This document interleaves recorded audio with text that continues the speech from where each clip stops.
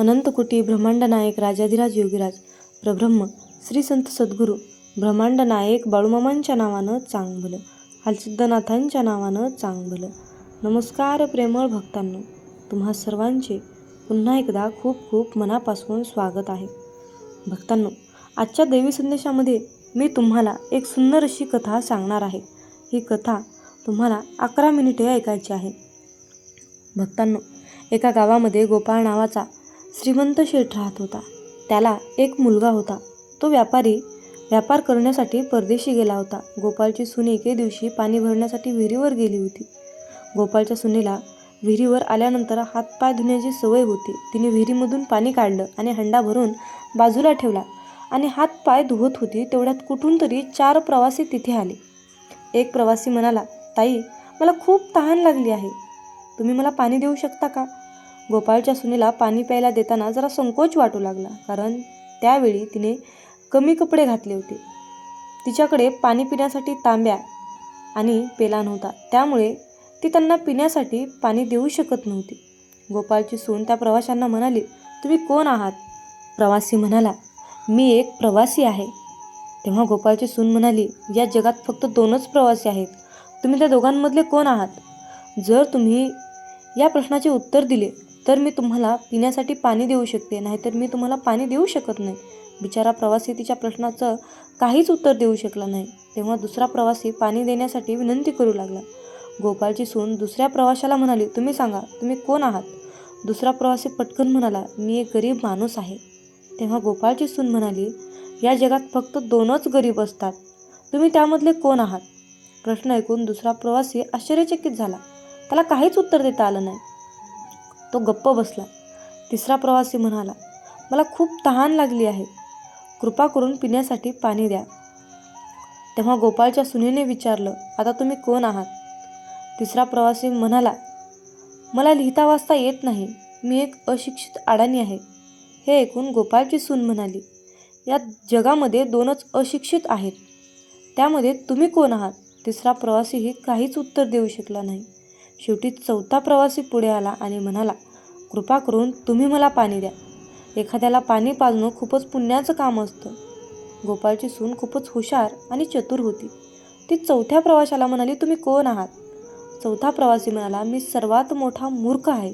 तेव्हा गोपाळची सून म्हणाली, या जगात फक्त 2च मूर्ख आहेत, मग तुम्ही कोण आहात? तो बिचारा पण तिच्या प्रश्नाचे उत्तर देऊ शकला नाही.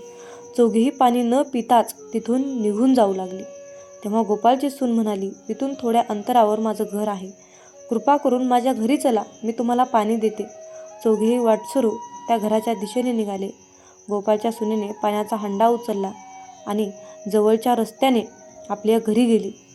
तिने हंडा ठेवून व्यवस्थित वावरले. तेवढ्यात ते 4ही प्रवासी घरी आले होते.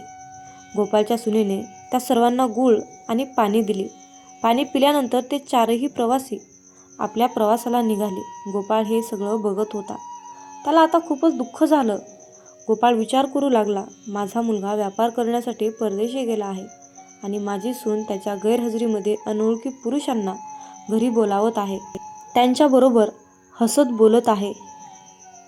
तिला तर माझी पर्वासुद्धा नाही. हे सगळं पाहून मी गप्प राहिलो तर सुनेची हिंमत अजूनच वाढेल. माझ्यासमोर सुनेला अनोळखी पुरुषांबरोबर बोलताना लाज वाटत नाही, मग माझ्या पाठीमागे काय करत असेल? आणि तसंही कोणताही आजार हा आपोआपच बरा होत नाही, त्यासाठी वैद्याजवळ जावंच लागतं. आता यावर राजाचं काहीतरी उपाय काढेल, असा विचार करून गोपाळ सरळ राजाकडे गेला आणि आपली समस्या त्याने राजाला सांगितली. गोपाळचं सगळं बोलणं ऐकून राजाने त्याच वेळी सुनेला घेऊन येण्यासाठी शिपायांना बोलावलं आणि म्हणाले, लवकरात लवकर गोपाळच्या सुनेला राज्यसभेमध्ये उपस्थित करा. राज्याच्या शिपायांना आपल्या घरी आलेला पाहून त्या गोपाळची बायको आपल्या सुनेला म्हणाली, काय झालं सुनबाई, तुझं कोणाबरोबर भांडण झालं होतं का? त्याने राजाजवळ तुझी तक्रार तर केली नाही ना? राजाने तुला घेऊन जाण्यासाठी शिपायांना का पाठवलं आहे? तेव्हा गोपाळची सून म्हणाली, नाही आई, माझे कोणाबरोबरही भांडण झाले नाही, तुम्ही काळजी करू नका. सासूबाईंची काळजी दूर करून ती शिपायांना म्हणाली, तुम्ही तुमच्या राजाला पहिल्यांदा विचारा की त्यांनी मला कोणत्या नात्याने बोलावलं आहे? आई, बहीण, मुलगी का सुनेच्या नात्याने? कोणत्या नात्याने मी त्यांच्या राज्यसभेमध्ये जाऊ? सूचनेचे ही बोलणे ऐकून शिपाई परत गेले आणि राजाला सर्व हकीकत सांगितली. राजांनी पटकन आदेश दिला, पालखी घेऊन जा आणि सांगा तिला सुनेच्या नात्याने बोलावलं आहे. शिपाई राजाच्या आदेशानुसार जाऊन गोपाळच्या सुनेला म्हणाले, राजांनी तुम्हाला सुनेच्या नात्याने येण्यासाठी पालखी पाठवली आहे. गोपाळची सून त्याचवेळी पालखीमध्ये बसून राज्यसभेमध्ये गेली. राजाने गोपाळच्या सुनेला विचारलं, तू दुसऱ्या पुरुषांना घरी का बोलावतेस? तुझा पतीही घरी नाही. गोपाळची सून म्हणाली, महाराज, मी फक्त कर्तव्याचे पालन केलं. तहानलेल्या वाटसरूला पाणी पाजलं. अपराध नाही. हे प्रत्येक व्यक्तीचे कर्तव्य आहे. जेव्हा मी विहिरीवर पाणी भरण्यासाठी गेले होते तेव्हा माझ्या शरीरावर जी कपडे होती त्या कपड्यांमध्ये अनोळखी व्यक्तीसमोर उपस्थित होणं अनुरूप नव्हतं. त्यामुळे त्या वाटसरूंना मी विहिरीवर पाणी दिलं नाही. त्यांना खूपच तहान लागली होती आणि मला त्यांना पाणी द्यायचं होतं, म्हणून मी त्यांना खूप कठीण प्रश्न विचारले आणि तेव्हा ते माझ्या प्रश्नाचे उत्तर देऊ शकले नाहीत. तेव्हा मी त्यांना घरी बोलावलं. घरी येऊन त्यांना पाणी दिले. राजाला गोपाळच्या सुनेचं बोलणं योग्य वाटलं. राजाला त्या प्रश्नांबद्दल जाणून घेण्याची खूप उत्सुकता होती जे गोपाळच्या सुनेने त्या 4 प्रवाशांना विचारले होते. राजा गोपाळच्या सुनेला म्हणाला, मलाही ते प्रश्न ऐकायचे आहेत ज्याचे उत्तर ते 4ही प्रवासी देऊ शकले नाहीत. गोपाळच्या सुनेने 4ही प्रश्न राजाला विचारले.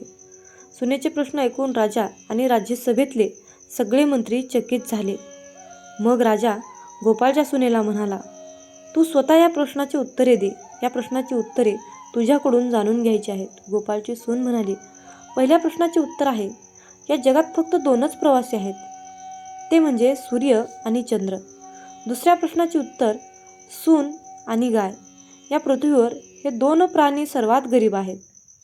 महाराज, आता तिसऱ्या प्रश्नाचे उत्तर ऐकवते. प्रत्येक माणसाबरोबर नेहमी अशिक्षित आणि अडाणीसारखे जो नेहमी चालतो तो आहे पाणी आणि भोजन. चौथा व्यक्ती म्हणाला होता की मी खूप मूर्ख आहे आणि जेव्हा मी त्याला विचारलं, या जगात मूर्ख तर 2च असतात, तू त्यामधला कोणता मूर्ख आहेस? तेव्हा तो उत्तर देऊ शकला नाही. एवढं बोलून गोपाळची सून गप्प झाली. राजा आश्चर्यचकित होऊन म्हणाला, तुझ्या मतानुसार या जगात फक्त 2च मूर्ख आहेत? ती म्हणाली, हो महाराज, यावेळी या क्षणाला माझ्या मतानुसार फक्त 2च मूर्ख आहेत. राजा म्हणाला, पटकन सांग, ते 2 मूर्ख कोण आहेत? यावर गोपाळची सून म्हणाली, महाराज, माझ्या प्राणाला धोका नसेल तर मी त्याचे उत्तर देऊ शकते. राजाला मूर्ख कोण आहे हे जाणून घेण्याची आता खूपच उत्सुकता होती. राजा म्हणाला, तू निसंकोचपणे होऊन सांग. मी तुला वचन देतो, तुला कोणतीही शिक्षा दिली जाणार नाही. गोपाळची सून म्हणाली, महाराज, माझ्यासमोर यावेळी फक्त 2 मूर्ख आहेत. मग मला आपल्या सासऱ्यांकडे पाहून हात जोडून म्हणाली, पहिले मूर्ख तर माझे सासरे आहेत. सत्य माहिती करून न घेता आपल्या सुनेची तक्रार राजदरबारात केली. जर त्यांना शंका होते तर सगळ्यात अगोदर मला विचारायला हवं होतं. मी स्वतः त्यांना सगळी हकीकत सांगितली असती. अशा प्रकारे सुनेचा अपमान झाला नसता. गोपाळला आपल्या चुकीची जाणीव झाली होती.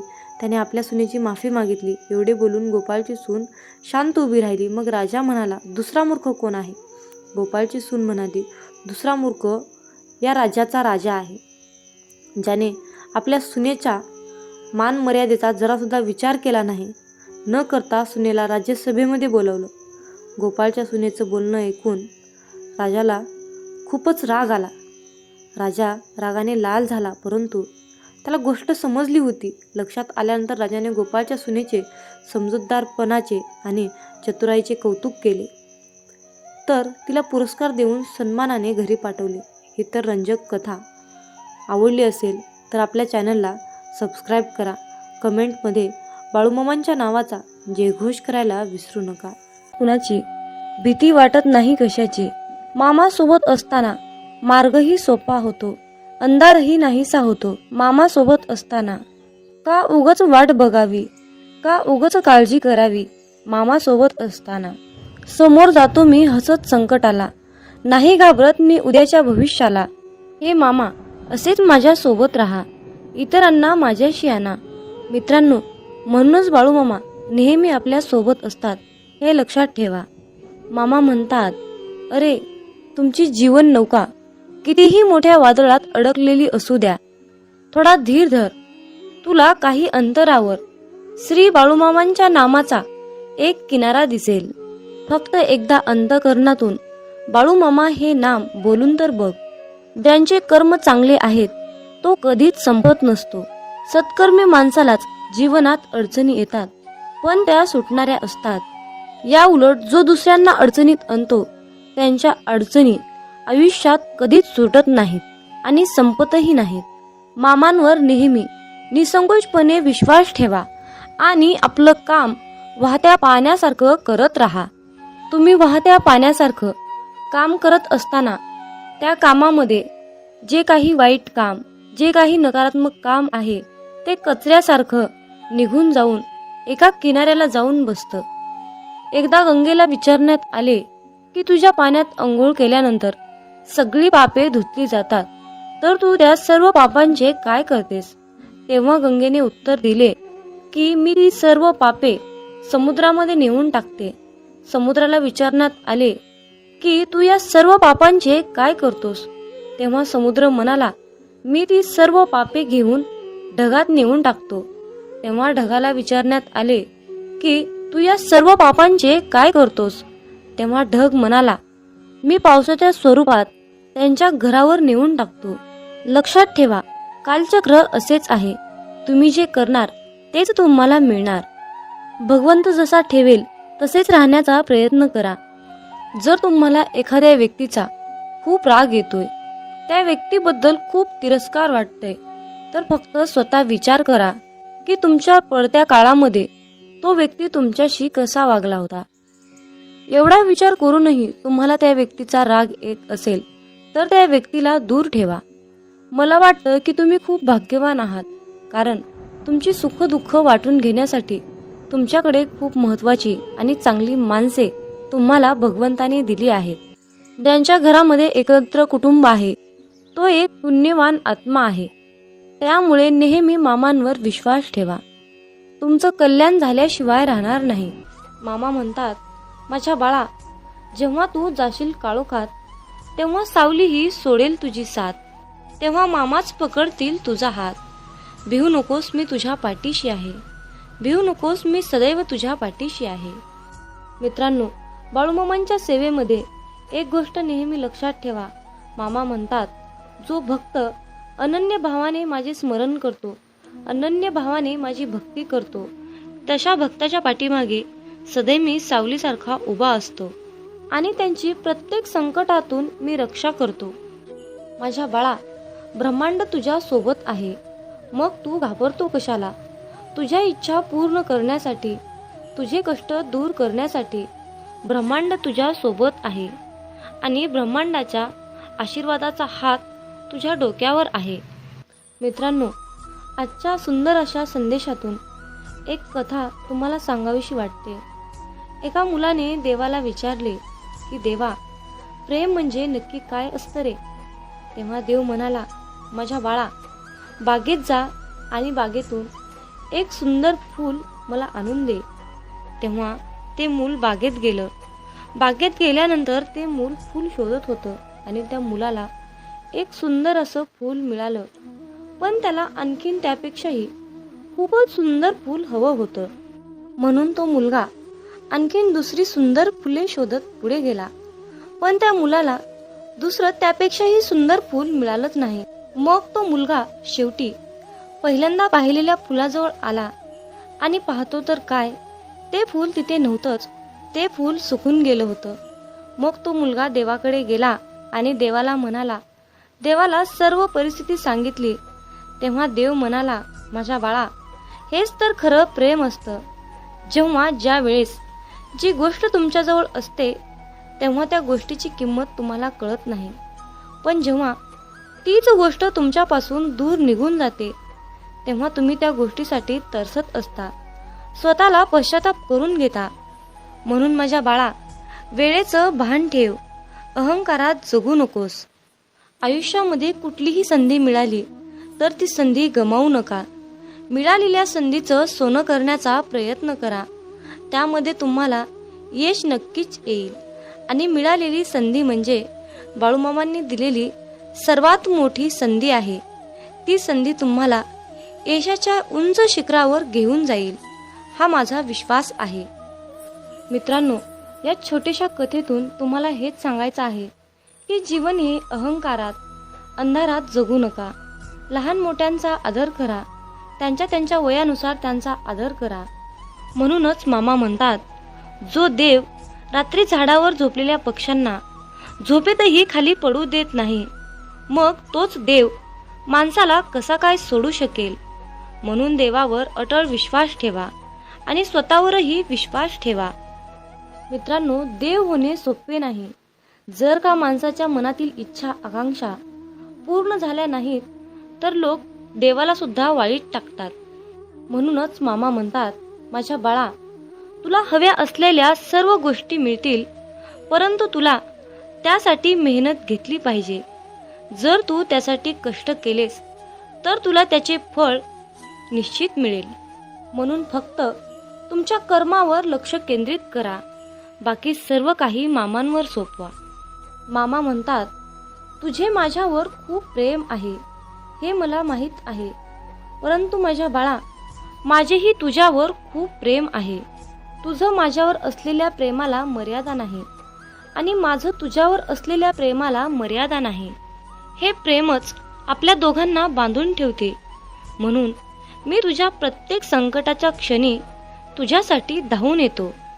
मामा म्हणतात, तू माझा परम भक्त आहेस, मग तू घाबरतोस कशाला. तुझी फक्त मामांवर श्रद्धा असायला हवी. मी तुला कधीच काहीच होऊ देणार नाही. तू एकटी झालीस तर मी तुझ्या सोबत असेन. या जगातील प्रत्येक व्यक्ती तुला सोडून गेली तर मी तुझ्या सोबतच आहे. मामा सांगतात, मी सदैव माझ्या भक्ताच्या पाठीशी असतो. त्यांच्यावर कोणतंही आणि कुठलंही संकट येऊ देत नाही. मग परिस्थिती कशीही असो, मी सदैव माझ्या भक्ताच्या पाठीशी असतो. मी सदैव माझ्या भक्ताच्या पाठीशी असतो. जय बाळूमामा.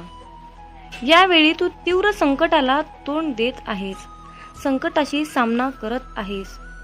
पराजय होईल की विजय होईल याची चिंता करत आहेस. परंतु बाळा, हे सर्व काही मला माहीत आहे. तुझं जे संकट चालू आहे, तू ज्या संकटाशी सामना करत आहेस, त्या संकटाचा, त्या त्रासाचा मी लवकरच अंत करणार आहे.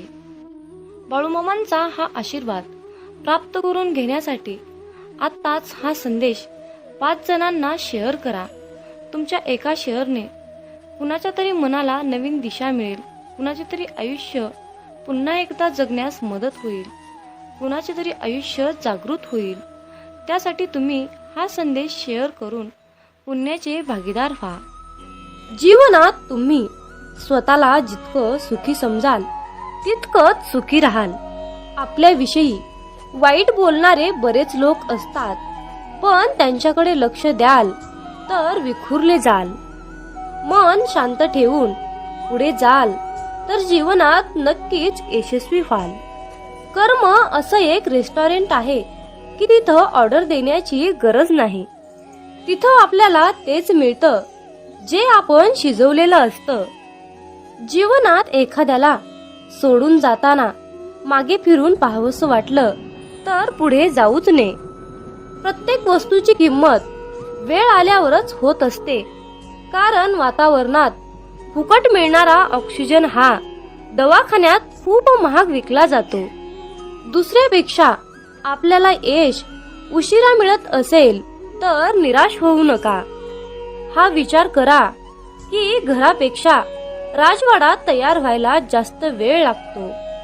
दगडामध्ये एक कमतरता आहे की तो कधीच वितळत नाही, पण एक चांगुलपणा आहे की तो कधीच बदलत नाही. जीवनात एका ठराविक वयानंतर आपल्याला पेन्सिलच्या ऐवजी पेन दिले गेले. त्याचं कारण हेच आहे की हे आपल्या लक्षात आले पाहिजे. जसं जसं आपण मोठे होत जातो तसं तसं आपल्या चुका खोडल्या जात नाहीत. तुम्ही सहमत असाल तर आत्ताच आपल्या व्हिडिओला लाईक करा आणि चॅनलला सबस्क्राईब करा. तुमच्यासाठी नशिबाचे योग्य ते द्वार उघडले जाईल. वाक्य छोटं आहे पण तितकंच खरं आहे. जग धोका देऊन हुशार झालं आणि आपण विश्वास ठेवून मूर्ख झालो. जीवनात काही जखमा अशा असतात की त्या दिसत नाहीत, कोणाला दाखवताही येत नाहीत, पण त्या सतत टोचत राहतात.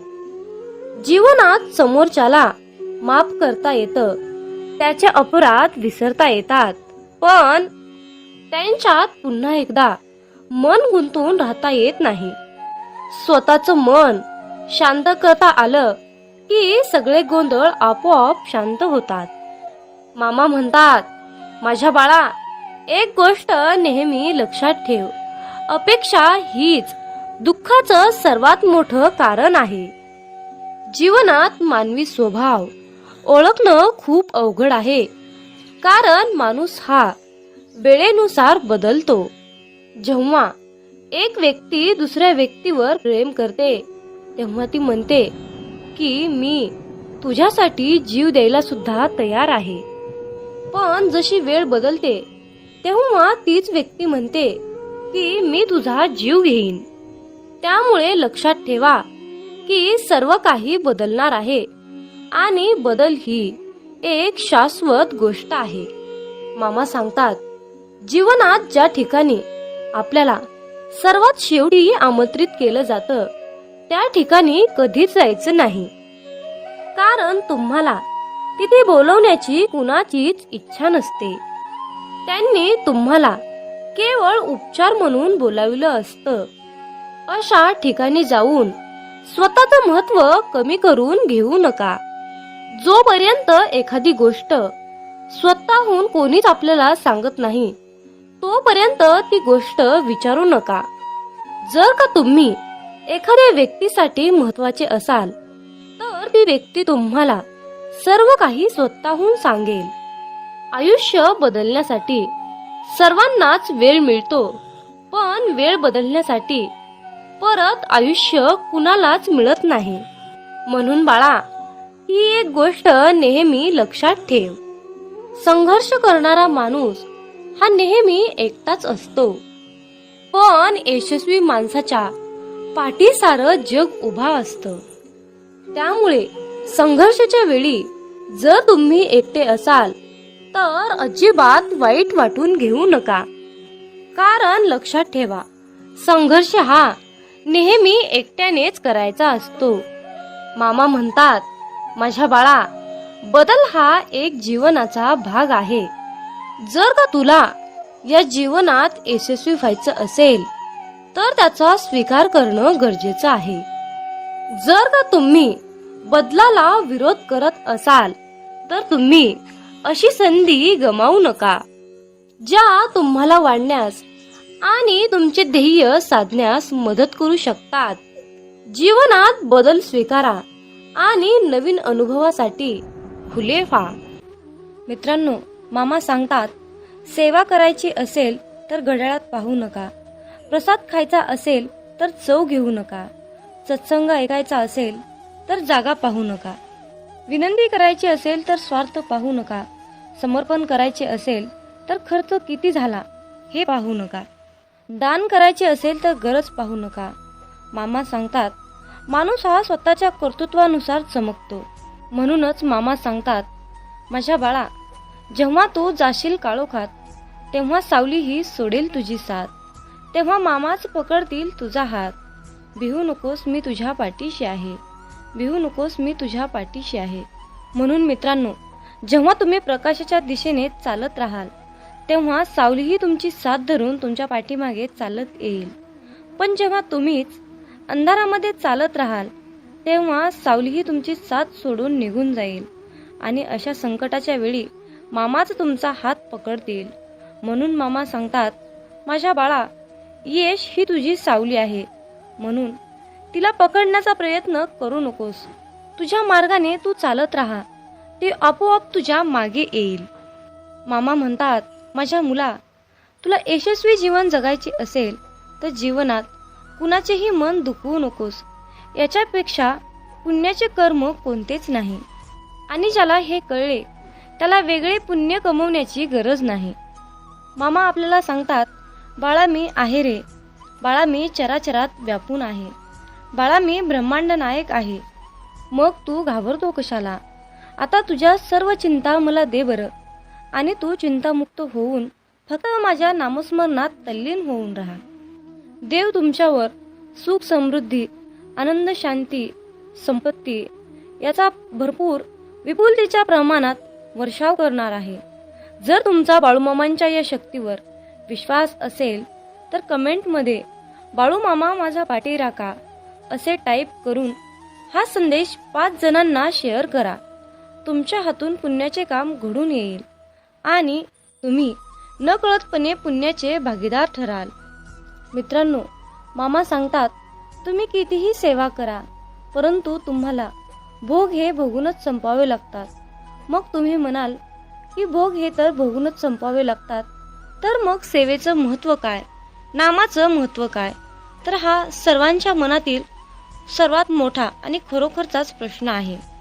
मित्रांनो, जर तुम्ही मामांची सेवा केली तर तुमचे जे काही भोग आहेत त्या भोगाची, त्या प्रारब्धाची तीव्रता कमी करण्याचं काम आपले ब्रह्मांड नायक बाळूमामा करतात आणि त्या संकटातून मार्ग दाखवण्याचं काम आपल्याला बाळूमामा करतात.